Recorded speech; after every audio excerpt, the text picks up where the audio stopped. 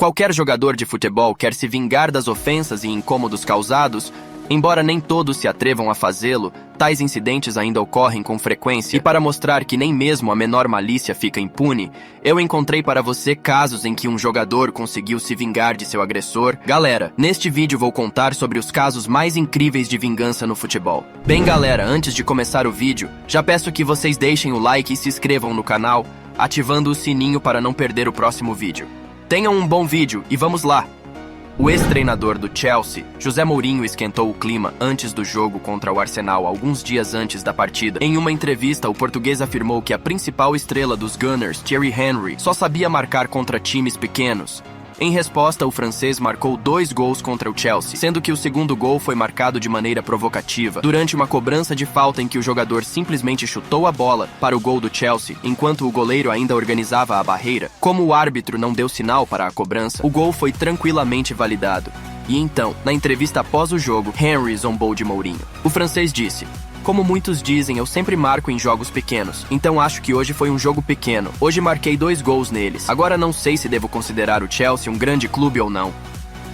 Lukas Podolski e Nuri Sahin se encontraram no meio do campo. Naquele momento, o atacante alemão decidiu zombar do meio-campista turco, lembrando o recente jogo entre as seleções da Alemanha e da Turquia. 3-0. "Nós te derrotamos por 3-0, gritou Podolski. Um argumento sólido, mas não o último. Após 40 segundos, Sahin marca o gol da vitória no minuto 91 da partida. Durante a comemoração, sem esquecer das humilhações de Podolski, ele correu até o jogador, caiu de joelhos e apontou o dedo na direção do adversário. Mas mesmo após o jogo, Lucas tentou provocar Sahin fazendo um gesto obsceno para finalmente fazer com que ele perdesse o controle, partisse para cima do alemão e recebesse um cartão vermelho. No entanto, não funcionou. Nuri simplesmente ignorou a provocação do oponente.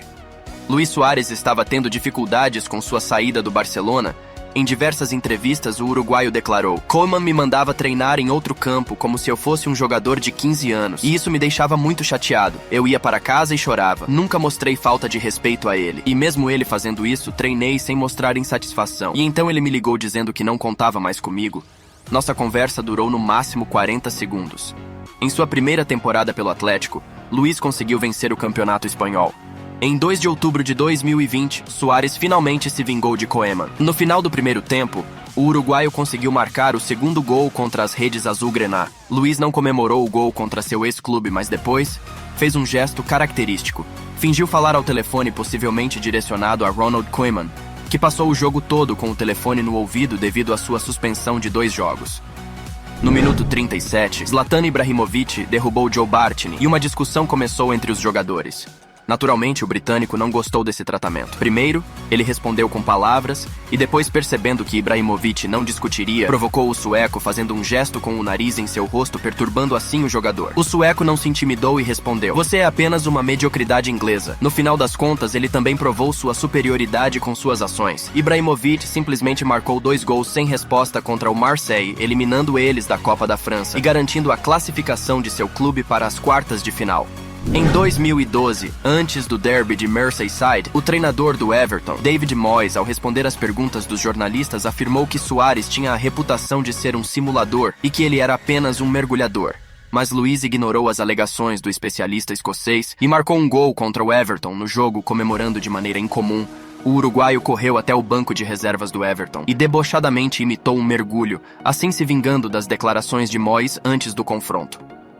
Após a vitória do Atlético sobre o Liverpool no primeiro jogo das oitavas de final da Liga dos Campeões, o defensor do Liverpool, Andy Robertson, não gostou da forma como os jogadores da equipe de Madrid comemoraram a vitória. Em entrevista após o jogo, o escocês disse: "Eles comemoraram como se já estivessem passado para a próxima fase. Bem, vamos ver. Ainda terão que jogar em Anfield, onde estarão nossos torcedores." O que aconteceu depois eu acredito que muitos usuários se lembrem. Eles conseguiram levar o jogo para a prorrogação e no minuto 94 marcaram o segundo gol, mas depois de um erro do próprio goleiro, sofreram 3 gols dos adversários no segundo tempo. No jogo entre Arsenal e Manchester United, Thierry Henry estava provocando o jovem Cristiano Ronaldo. O francês não passava a bola para o português e até o atingia na cabeça enquanto os torcedores do Arsenal jogavam copinhos no jovem talento dos Diabos Vermelhos. Cristiano lidou com isso de maneira digna. Primeiro ele marcou o primeiro gol contra o Arsenal e depois marcou seu segundo gol, não esquecendo de mostrar um gesto aos torcedores do Arsenal para finalmente fazê-los calar. Em 2014, De Bruyne lançou uma autobiografia na qual ele falou sobre a traição de sua ex-namorada com um companheiro de seleção. Aqui está um trecho do texto. Minha namorada, Carolina, foi para Madrid com amigos. Lá ela começou um romance com Courtois. Eu não conseguia entender por que Thibaut agiu assim. Ainda me dói pensar nisso. O meio-campista guardou rancor do goleiro, mas não levou seus problemas pessoais para o trabalho, pois antes da Copa do Mundo, o treinador da seleção belga até queria excluir Courtois da lista. De Bruyne não quis piorar a situação. E em 26 de fevereiro de 2020, ele teve a chance de se vingar do goleiro no jogo das oitavas de final da Liga dos Campeões. No final da partida, De Bruyne deu uma assistência para Jesus e o time empatou o jogo. Então, após a comemoração do gol, Kevin olhou para Courtois e acenou com o dedo. 5 minutos depois de marcar um pênalti, ele olhou novamente para Courtois com uma expressão fria no rosto, balançando a cabeça. No jogo pela Supercopa da Espanha entre Real Madrid e Atlético de Madrid, Sérgio Ramos acertou o rosto de Diego Costa em uma disputa pela bola. Embora os jogadores tenham discutido esse incidente, o atacante ainda guardou ressentimento. Afinal, em certo momento da partida, Diego derrubou intencionalmente Ramos na briga pela bola e então o acertou com um cotovelo na cabeça. Na partida decisiva entre Borussia e Bayern, Neven Subotic, sem segurar suas emoções, começou a zombar de Robben. Depois que o holandês perdeu um pênalti, o jogador debochou moralmente dele.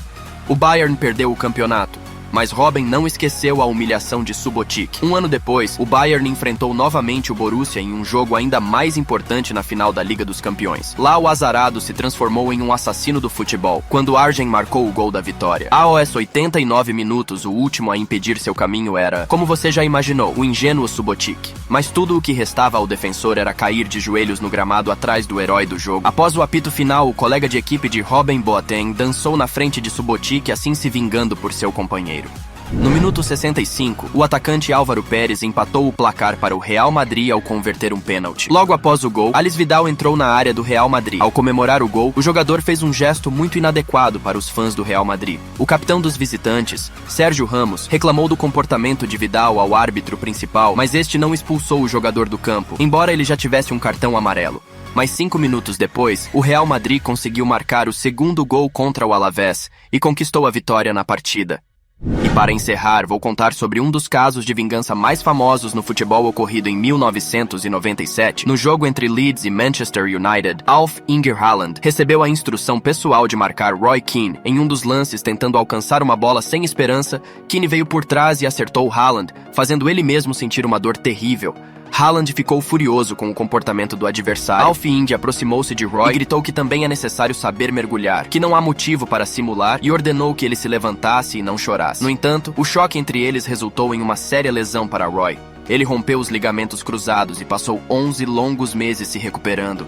O irlandês guardou a mágoa por muito tempo. 4 anos se passaram desde aquele momento, e então Keane buscou vingança de uma maneira inacreditável. Haaland ingressou no Manchester City e enfrentou Keane. No derby de Manchester, não havia indícios de que a partida se tornaria significativa na história do futebol, mas algo terrível aconteceu. Enfurecido, Keane foi com as travas da chuteira na perna de Haaland. Keane recebeu um cartão vermelho e, ao sair de campo, inclinou-se sobre Haaland para lembrar a simulação de 1997. A lesão do norueguês foi tão séria que, após uma série de operações mal sucedidas, ele teve que se aposentar do futebol. No verão de 2003, vários anos após o encontro com Keane, em seu livro autobiográfico, Roy escreveu: "Esperei por esse momento por muito tempo. Dei-lhe uma boa recepção. A bola estava próxima. Pegue, seu canalha. Tente se aproximar de mim com um sorriso novamente e dizer que estou simulando." Chegamos ao fim do vídeo, galera. Espero que tenham gostado. Comentem qual dessas vinganças foi a mais louca pra vocês e não esqueçam de deixar o like e se inscrever no canal. É isso. E fui.